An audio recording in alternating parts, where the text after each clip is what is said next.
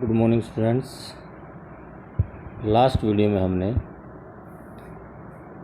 Electronic कन्फिगरेशंस के लिए कुछ रूल्स किए थे, जिसमें हमारे पॉली एक्सक्लूसिव प्रिंसिपल,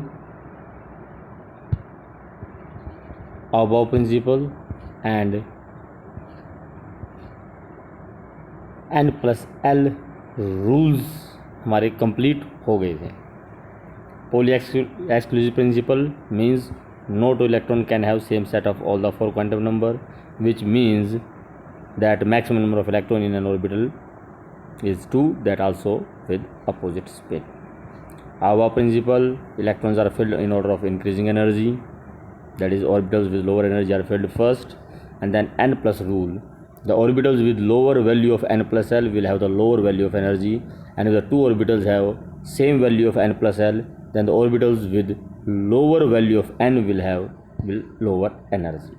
तो उसके बेसिस पर हमने यहाँ एक सीक्वेंस निकाली थी, sequence of orbitals in order of increasing energy, 1s 2s 2p 3s 3p 4s 3d 4p 5s 4d 5p 6s 4f 5d 6p 7s 5f 6d 7p 8s। इस तरह से हमने सीक्वेंस जिस ऑर्डर में electron fill करने हैं वो हमने निकाल ली थी।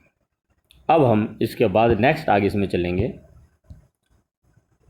Hund's rule of maximum spin multiplicity.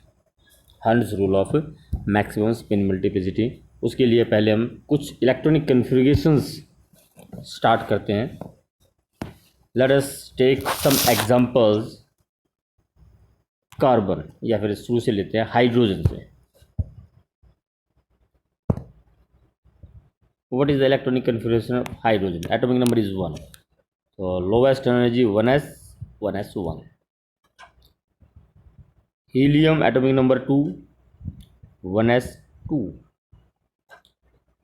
Lithium atomic number 3 means 3 electrons. Electronic configuration will be 1s2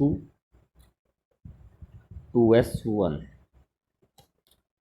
Beryllium will atomic number 4.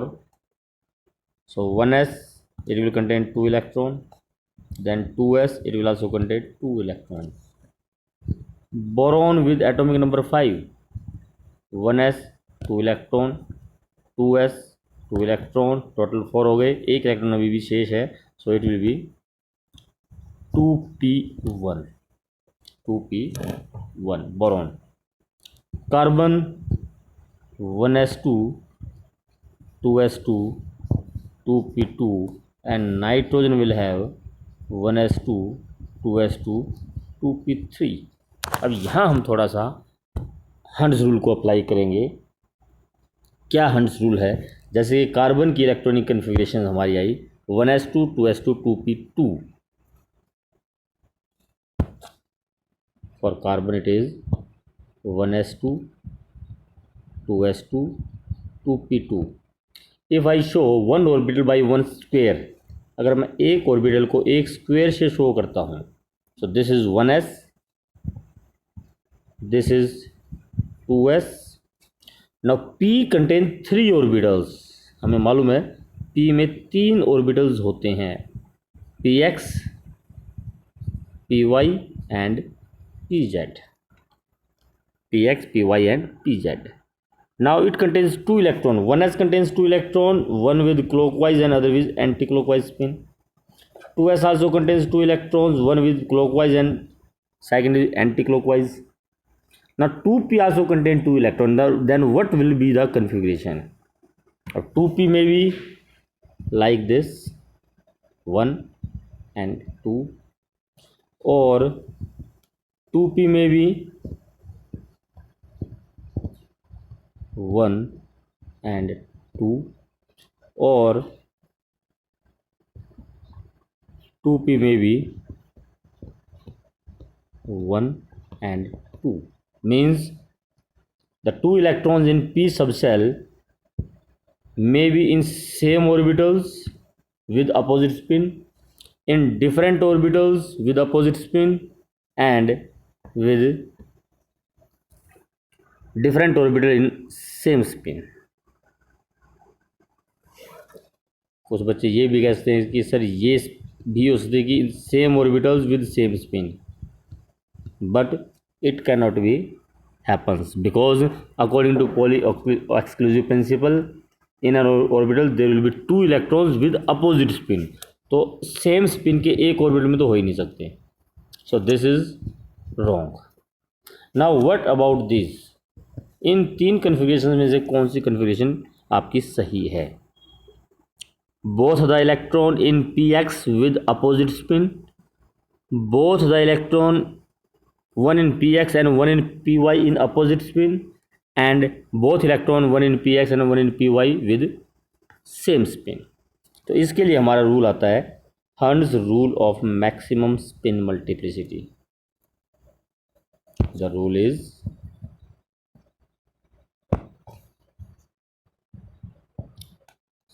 Hertz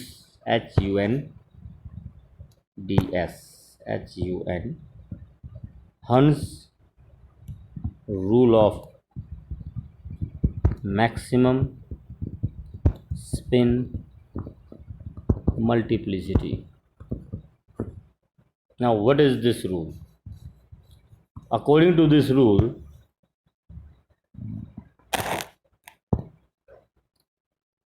pairing of electron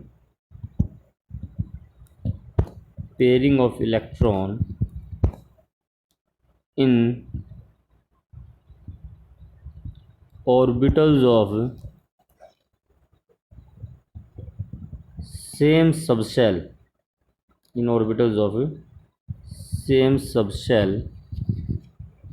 of a shell will not take place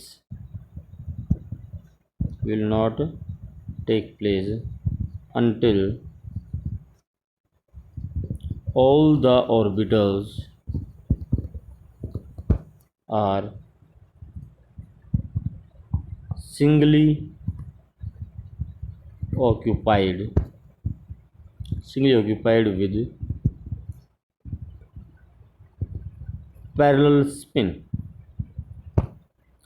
Pairing of electron in orbitals of same subshell of a shell will not take place until all the orbitals of subshell are singly occupied with parallel spin. कि pairing electron की तब तक नहीं होगी जब तक सब में एक एक इलेक्ट्रॉन विद पैरेलल स्पिन का नहीं आ जाता. पेयरिंग ऑफ इलेक्ट्रॉन इन से ऑर्बिटल्स ऑफ सेम सबसेल, यहाँ बात अब 2p की है, तो 2p के ही ऑर्बिटल्स में 2p के जितने भी ऑर्बिटल्स हैं, 3 ऑर्बिटल हैं, तीनों में जब तक एक एक इलेक्ट्रॉन पैरेलल स्पिन का नहीं आ जाता तब तक पेयरिंग नहीं होगी. तो इस केस में हमारे 2 ऑर्बिटल्स यहाँ पर py भी खाली है, pz भी खाली है, और उससे पहले हम इलेक्ट्रॉन को पेयर्ड नहीं कर सकते, सो दिस इज रॉन्ग. चलिए जी, एक इलेक्ट्रॉन इसमें डाल दिया, एक इस इलेक्ट्रॉन इसमें डाल दिया, बट विद पैरेलल स्पिन भी सेम होनी चाहिए. यहाँ हमने अपोजिट स्पिन दे दी, तो ये भी गलत. तो आपकी कन्फिग्रेशन क्या आएगी? 1 in px 1 in py with parallel spin. इसी तरह से अगर नाइट्रोजन की बात करें, नाइट्रोजन की जो हमारी कन्फिग्रेशन है, nitrogen 1s2 2s2 2p3, second shell के p सब सेल में सेम सेल होनी चाहिए, उसकी सेम सब सेल, क्योंकि p के जो 3 ऑर्बिटल्स हैं तीनों की एनर्जी इक्वल होती है. They are called degenerate orbitals of a subshell have equal energy and are called degenerate orbitals. तो p के जो ये 3 degenerate orbitals हैं, px py and pz, we are talking about 2px 2py and 2pz, not about 2p and 3p. all the 3 orbitals of 2p, same cell same subshell. 2s और 2p की बात नहीं हो रही है, सब सेल भी सेम होनी चाहिए, all 2p. Now 3 electrons, first 1 electron, second 1 electron, third 1 electron with parallel spin, and then pairing will take place. In the case of oxygen, इसी में अगर हम ऑक्सीजन में चलें बात, oxygen have configuration 1s2 2s2 2p4, तो 2p में जो आपके आएंगे 1 2 3. Now all the 3 orbitals have 1 electrons each with parallel spin. All the 3 orbitals have 1 electron each with parallel spin. Now the 4th electron, now pairing will take place with opposite spin. तीनों में एक एक electron आने के बाद pairing होनी शुरू होगी. Fluorine, atomic number 9. So electronic configuration will be 1s2, 2s2, 2p5. 1s2, 2s2, 2p5. So configuration will B now, जो p में है आपके 5 ऑर्बिटल 5 इलेक्ट्रॉन्स वो होंगे 1. पहले सभी में एक एक इलेक्ट्रॉन डालना है 1 2 3. Now pairing will start 4 and 5. Similarly neon 1s2, 2s2, 2p6. Now 2p6 है तो यहाँ जो p में आपके तीन ऑर्बिटल्स होंगे 6 means 1 2 3. First all the 3 will have 1 electron with parallel spin and then 4 5 and 6. उसके बाद पेयरिंग शुरू होगी.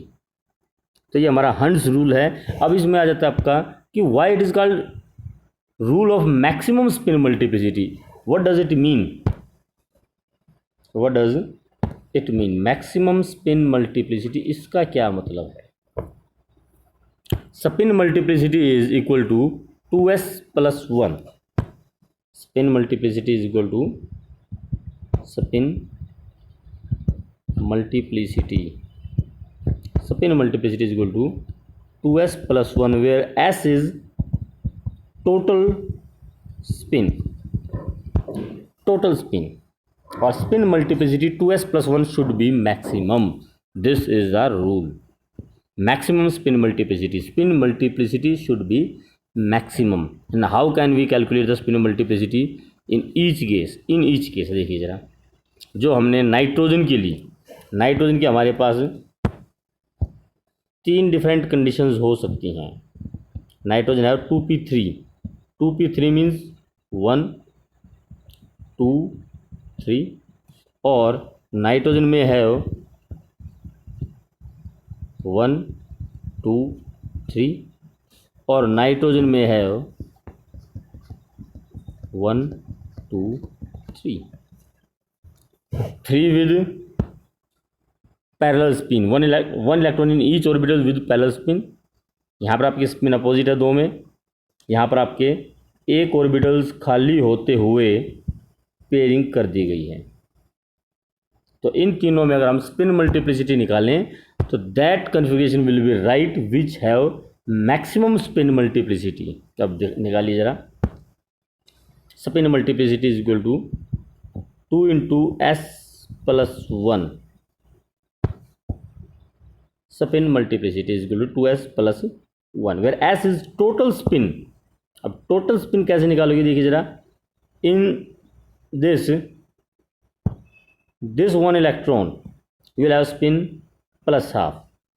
The second electron will have minus half. So plus half minus half, it is 0. In the next third we will have again plus half. So total will be s हो जाएगी. एक electron की plus half है, दूसरे की minus half है और तीसरे में फिर से प्लस हाफ है. जब टोटल स्पिन हो जाएगी वो आपकी हाफ होगी. तो स्पिन मल्टीप्लिसिटी हो जाएगी 2 into half plus 1 means 2. Now second case, spin plus half and minus half. Spin opposite है तो माइनस हाफ हो जाएगी, अगेन प्लस हाफ. तो टोटल स्पिन हो जाएगी आपकी plus half minus half 0, plus half minus half 0 and this is again plus half clockwise. तो total फिर भी प्लस हाफ हुई आपकी. सो it will B 2 into half plus 1. So it will be again 2. Spin multiplicity in the third case, spin multiplicity will be, yes, it is plus half clockwise, again plus half clockwise, again plus half clockwise. तो total हो जाएगी आपकी half plus half means total spin will be equal to 3/2. तो spin multiply हो जाएगी 2 into 3/2 plus 1, so it will be 4. तो maximum तीनों cases में हमारी जो मैक्सिमम स्पिन मल्टीप्लिसिटी आती है वो आती है 4 in this configuration. So this is the right configuration. All the electrons, 3 electrons will be parallel to each other and one in each orbital. When all the orbitals will have one electron with parallel spin and then pairing will take place. और इसके बाद ही pairing होगी electrons की. This is our Hund's rule. Hund's rule of maximum spin multiplicity. अब इस तरह से आपके कन्फिगरेशन और आगे देखते हैं. अब sodium atomic number 11, 1s2, 2s2, 2p6, 10 हो गए आपके. टोटल इलेक्ट्रॉन 2 और 2 4, 4 + 6 10. Only 1 electron left, so it will goes to 3s1. Similarly magnesium atomic number 12, 1s2, 2s2, 2p6, 3s2. Aluminium atomic number 13, 1s2, 2s2, 2p6, 3s2, 3p1. Similarly, if it goes to organ atomic number 18, 1s2, 2s2, 2p6, 3s2, 3p6. 1 electron each time in p. Now potassium. What about potassium? Atomic number is 19. Calcium atomic number is 20. 1s2, 2s2, 2p6, 3s2, 3p6.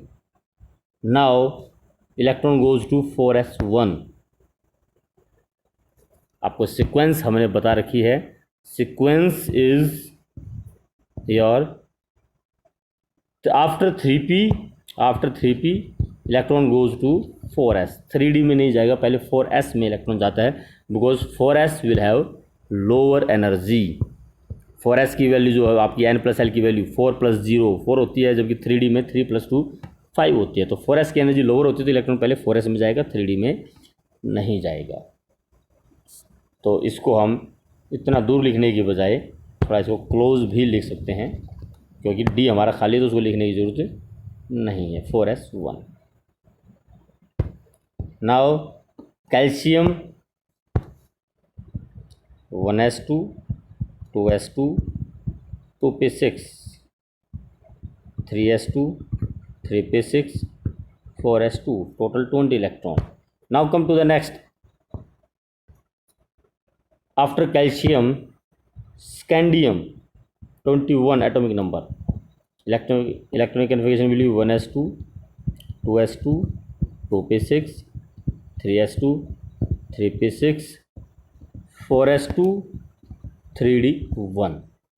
Electron goes to D subshell of anti-penultimate shell. Anti-penultimate shell होती है आपकी next to outer. 4th shell इसमें आपका outer most shell है, उससे next अंदर की तरफ 3rd शेल होगी आपकी. तो डी सब शेल ऑफ द 3rd में इलेक्ट्रॉन आपका जाएगा 1 electron. Scandium next is titanium 1s2, 2s2, 2p6, 3s2, 3p6, 4s2, 3d2. Total electron 22 होंगे, ध्यान रखना ये चीज़ आपका. सो 2 + 2 4, 4 + 6 10, + 2 12, + 6 18, उसके बाद 18 और 2 20, एंड देन लास्ट में इलेक्ट्रॉन जाएंगे आपके डी में 22. Vanadium atomic number 23. So 1s2, 2s, 2p, 3s, 3p, 4s and then 3d. Electron goes to 1s2, 2s2, 2p6, 10, 10 plus 2, 12, 12 plus 6, 18, 18 plus 2, पहले इलेक्ट्रॉन 4s में जाएंगे 20 and then 3, 23, 3d 3 में. Electrons are going to d subshell of third shell. Outermost fourth है तो third के D में जाएंगी. Next chromium.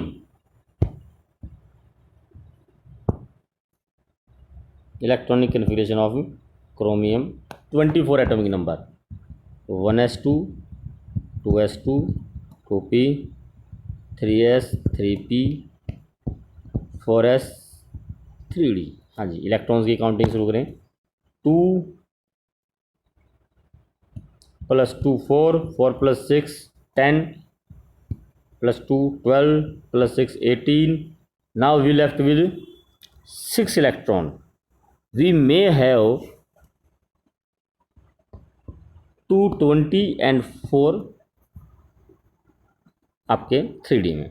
लेकिन यहाँ थोड़ा सा एक्सेप्शंस हैं. एक इलेक्ट्रॉन 4s से जंप करके 3d में आ जाता है और it will be a 4s1 and 3d 5. So this is your a little bit exceptional configuration. 3d 5 4s1 जब ये होने क्या चाहिए थी 3d 4 4s2. तो ये थोड़ी सी एक्सेप्शनल क्यों है वो बताते हैं जब थोड़ा सा आगे और करते हैं उसके बाद. हाँ जी, क्रोमियम हो गया. Iron sorry manganese. After that manganese atomic number 25. Here it will be organ. Organ means this is the configuration of organ. तो हम डायरेक्ट organ लिख सकते हैं यहाँ पर. After that 4s2 3d 5. Iron atomic number 26. Argon. Organ means 18 electron तो यहाँ पर आ गए. उसके बाद 4s2 3d 6. Iron 26. After that cobalt 27. Again 18 electrons for organ just like that. 4s2 3d 7. Nickel 28. Organ 4s2 3d 8. Copper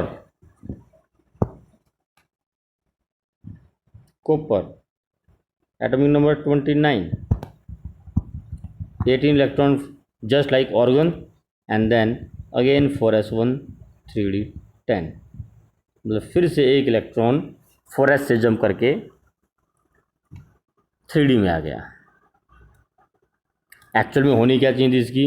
होनी चाहिए थी 3d 9 4s2. But one electron jumps from 4s to 3d and it becomes 3d 10 and 4s will have remains only one electron. So again this is exceptional. After that zinc atomic number 30. So organ plus 4s2 3d 10. तो अब यहाँ पर जो आपका question arise होता है कि Y copper and chromium have exceptional configuration. Copper and chromium have exceptional configuration. Why? क्यों है ऐसा? एक इलेक्ट्रॉन यहाँ पर भी आपका 4s से 3d में जंप कर जाता है और एक इलेक्ट्रॉन कॉपर में भी 4s से 3d में जंप कर जाता है. जहाँ पर क्रोमियम में 3d 4 होना चाहिए तो वहाँ 3d 5 हो जाता है और कॉपर में 3d 9 होना चाहिए तो वहाँ पर 3d 10 हो जाता है. What is the reason? The reason is question. पहले तो what is question? Y copper and chromium have exceptional electronic configuration. Why copper and chromium have exceptional electronic configuration? So reason is, answer is exactly half filled, exactly half filled and completely filled, completely filled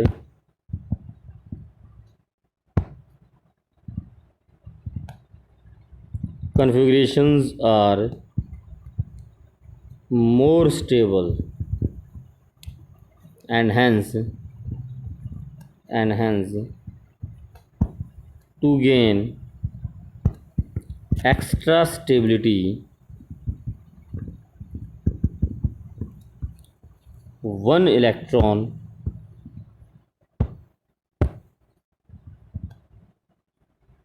one electron jumps from 4s to 3d, and copper and chromium show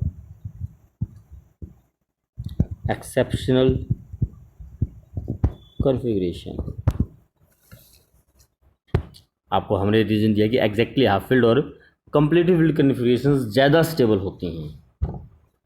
means if we says chromium have 3d4 4s1 4s2 sorry और 3d5 4s1 आ गया आपकी 18 electrons just like argon, and then last 6 electron is like 3d5 4s1। अब देखिए आपका जो D है, D have 5 orbitals, D में 5 ऑर्बिटल्स होते हैं, dxy dyz dzx dx square minus y square and dz square, and it can contain a maximum of 10 electrons. D can contain a maximum of 10 electrons. D can occupies maximum of 10 electron. So D5 will be exactly half filled. D5 will be exactly half filled. So to gain this exact half filled configuration, D4 is not exactly half filled. To gain this exactly half filled configuration, one electron jumps from 4s to 3d. Now 3d will have 5 electrons which are exact half filled and hence will be more stable. So to gain this extra stability, electron jumps from 4s to 3d and makes the 3d exactly half filled 3d5. Same is the case of copper. In copper, configuration is organ 4s2 3d9. It should be the configuration, but exactly half filled configuration, D can occupy 10 electrons and now it have D9. To gain the exactly half filled configuration या completely filled configurations, again one electron will jump from 4s to 3d and 3d will become 10 and 4s will remain 1. Now 3d10 is completely filled configuration, so it will be more stable, and due to extra stability of exactly half filled and completely filled configurations, copper and chromium have exceptional configurations. Now question arises, why exactly half filled and completely filled configurations are more stable? Why exactly half filled and completely filled configurations are more stable? Why exactly half filled and completely filled configurations are more stable? क्यों है ऐसा कि exactly half filled और completely filled configurations ज़्यादा stable होती हैं? The reason is, the first reason is due to symmetry.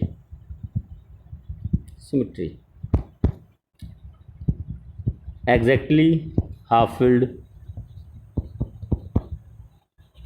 and completely filled configurations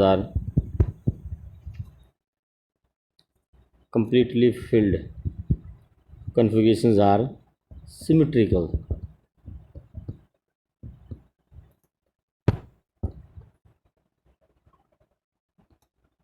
are symmetrical and hence are more stable. एक reason तो इसमें ये है, and the main reason is exchange energy. Exchange energy, what does it mean?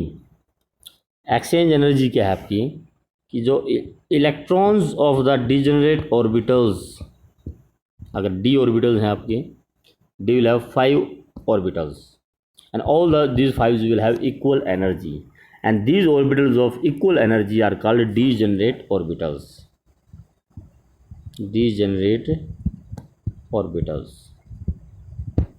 Degenerate orbitals means orbitals of equal energy. Orbitals of equal energy. Now, degenerate orbitals exchange their electrons, exchange their electrons, and some energy is released during such exchange, called exchange energy. उन exchange में कुछ energy release हो जाती है, called exchange energy.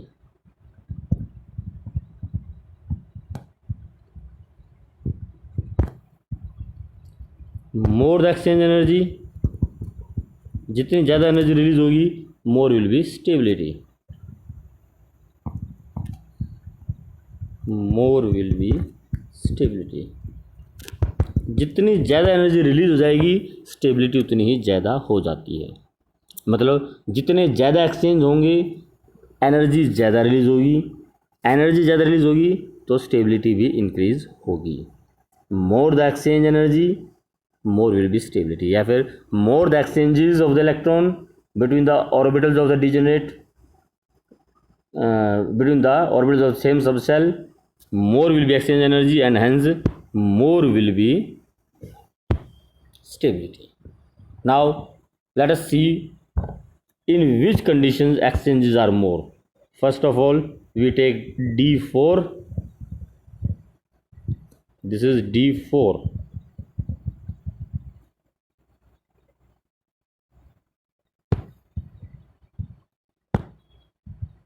D4, and one side we take D5.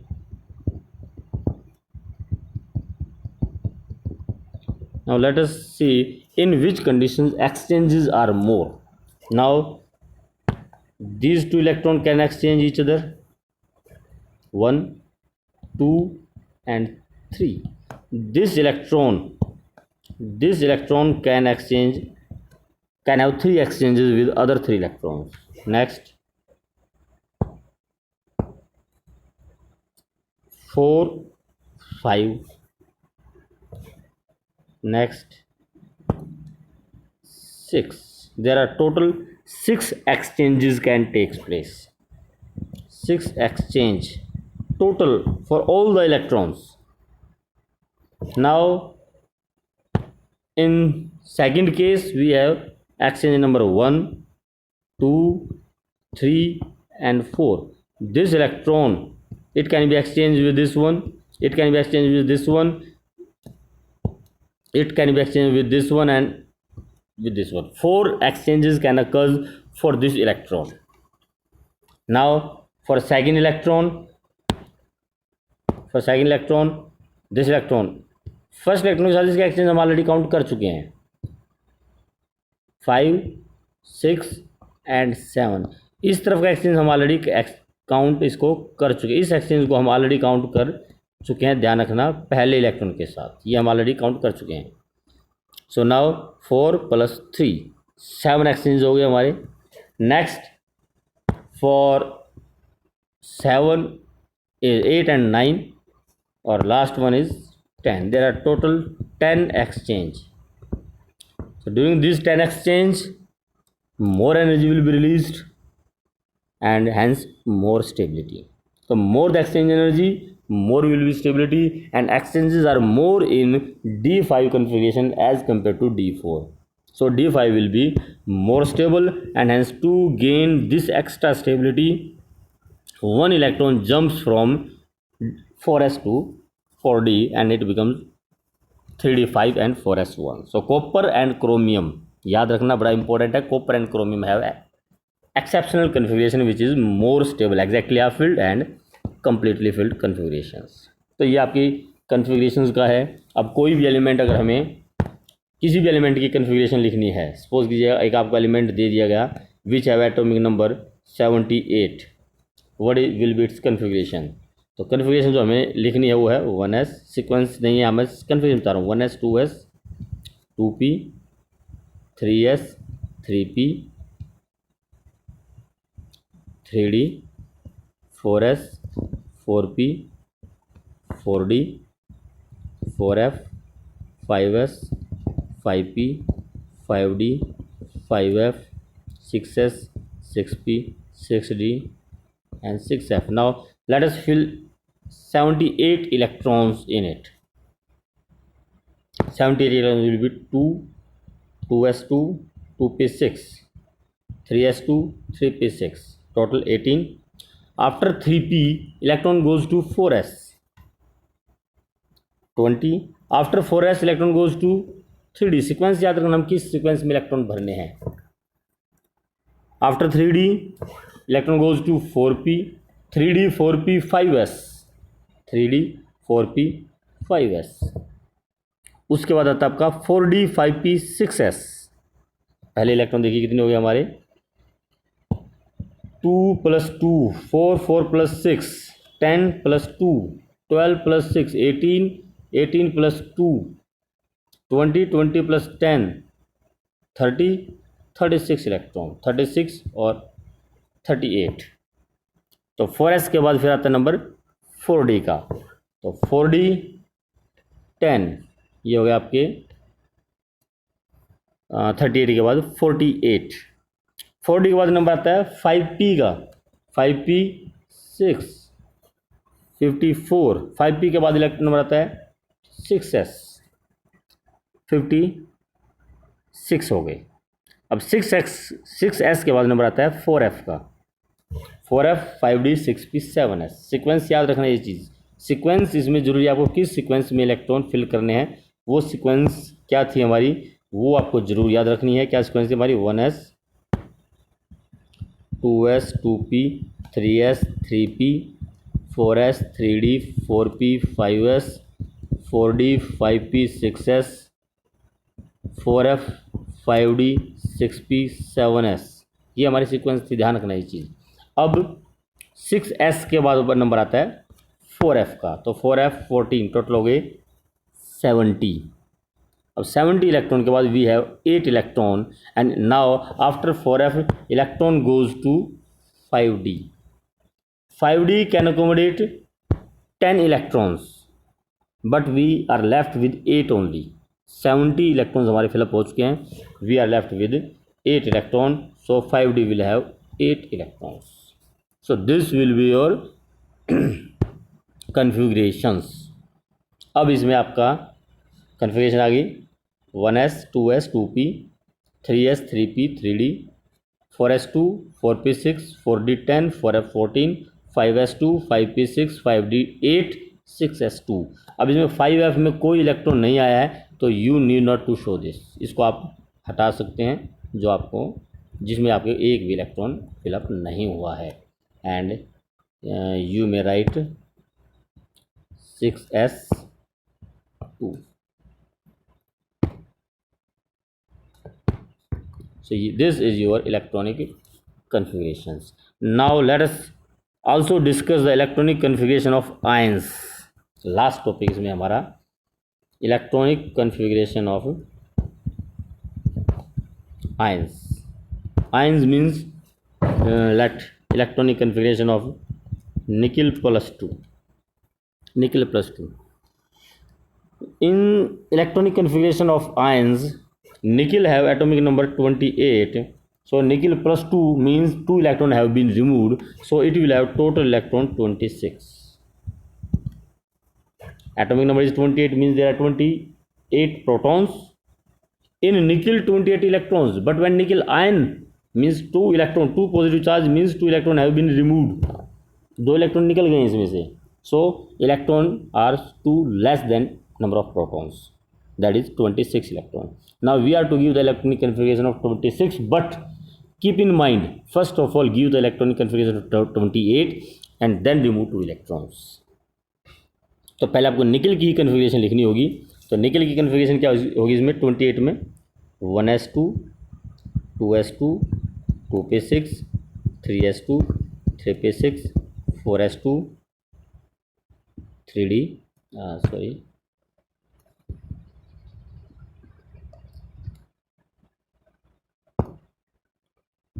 4s2 3d8. This is the electronic configuration of nickel. Now for nickel plus 2, this is for nickel. So nickel plus 2 के लिए अब क्या करोगे आप, 2 electron अब निकालोगे from the outer most shell. जो electron निकलेंगे वो आउटर मोस्ट सेल से निकलेंगे. Be careful about this. So outer most shell इसमें कौन सा आपका, फोर्थ शेल. तो इलेक्ट्रॉन जो निकलेंगे फोर्थ शेल में से निकलेंगे. So nickel plus 2 will have configuration 1s2 2s2 2p6 3s2 3p6 3d8. This will be the electronic configuration of nickel plus 2. If we are talking about nickel plus 3, so you will remove the 3 electrons and that will be 1s2 2s2 2p6 3s2 3p6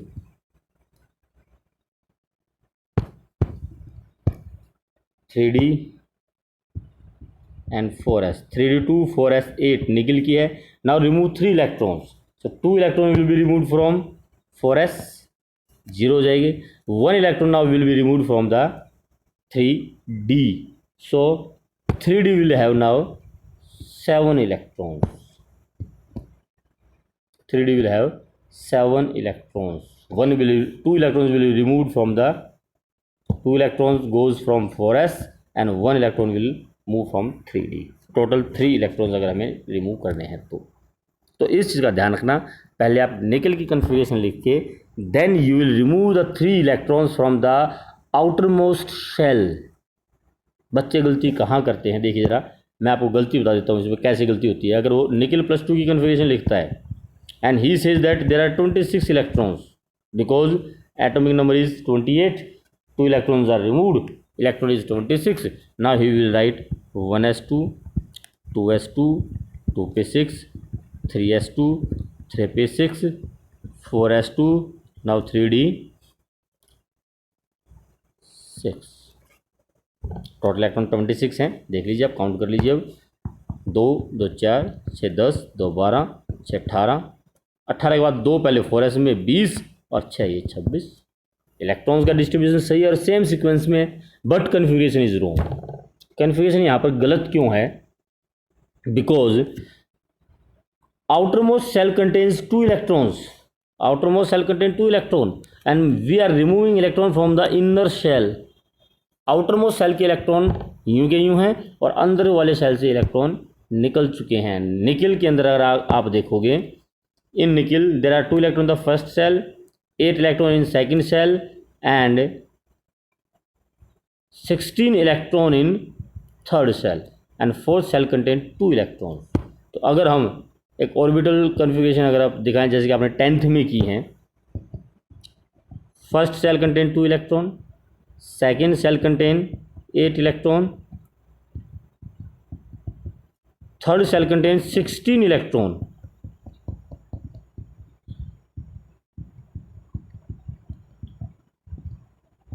16 electron in the third shell and fourth shell contain 2 electrons.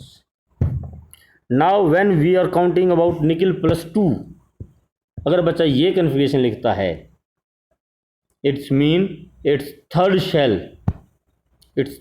will contain 2 plus 6 plus 6 14 electron. मतलब 2 electron will be removed from the 2 electron will be removed from the third shell, जबकि fourth shell के electron यूं के यूं हैं। Outer most shell में electron और अंदर से इलेक्ट्रॉन निकल जाएं, this is not possible. Electron पहले रिमूव होंगे तो 4s के रिमूव होंगे, ना कि 3s के, 3d के सॉरी। तो इलेक्ट्रॉन हमेशा आउटर मोस्ट से ही रिमूव करने हैं। तो आपकी ये जो कन्फिग्रेशन होगी निकिल +2 की, it will be totally wrong. 3d से इलेक्ट्रॉन तब तक नहीं निकलेंगे जब तक 4s में इलेक्ट्रॉन है। तो इलेक्ट्रॉन पहले आपके 4s से रिमूव होंगे, 4s से आपके इलेक्ट्रॉन रिमूव होने के बाद जो कन्फिग्रेशन आएगी वो आपकी सही कन्फिग्रेशन होगी। और भी इलेक्ट्रॉन रिमूव हो सकते हैं, तो 4s खाली होने के बाद 3d से इलेक्ट्रॉन निकल सकते हैं, जस्ट लाइक निकिल +3। 4s के बाद एक इलेक्ट्रॉन 3d से भी निकल जाता है। तो बस यहाँ आपको इस चीज़ का ध्यान रखना है कि पहले आप एटम की कन्फिग्रेशन लिख के तब आपको आउटर मोस्ट शेल से 2 इलेक्ट्रॉन या 3 इलेक्ट्रॉन जो भी इस पर चार्ज है वो रिमूव करने हैं। If you are talking about anion, वहाँ इतना ज़्यादा डिफरेंस आपका नहीं आएगा। If you are talking about like Cl negative, atomic number 17, तो टोटल इलेक्ट्रॉन हो गए 18 electron. Just fill it 1s2 2s2 2p6 3s2 3p6। तो यहाँ आपका कोई फ़र्क नहीं पड़ता, आपको एक इलेक्ट्रॉन एक्स्ट्रा ऐड करना, जिस सीक्वेंस में इलेक्ट्रॉन जा रहे हैं वहीं इलेक्ट्रॉन जाएंगे, दैट्स ऑल। तो आयंस की कन्फिग्रेशन में ये आपका मेन इंपॉर्टेंट क्वेश्चन है कि when electrons are formed electron will be removed from the outer most shell. फिर इसमें कई बार क्वेश्चन आ जाते हैं पैरामैग्नेटिक और डायमैग्नेटिक करैक्टर पे। What is paramagnetic and diamagnetic character?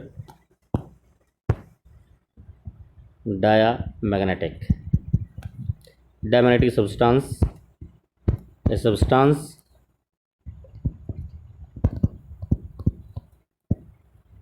which is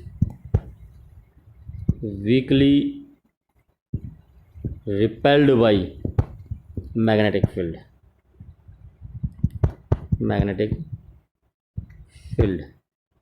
it is due to all paired electron, सारे के सारे इलेक्ट्रॉन पेयर्ड होंगे तो सब्सटेंस आपका डायमैग्नेटिक होगा। And one is paramagnetic, a substance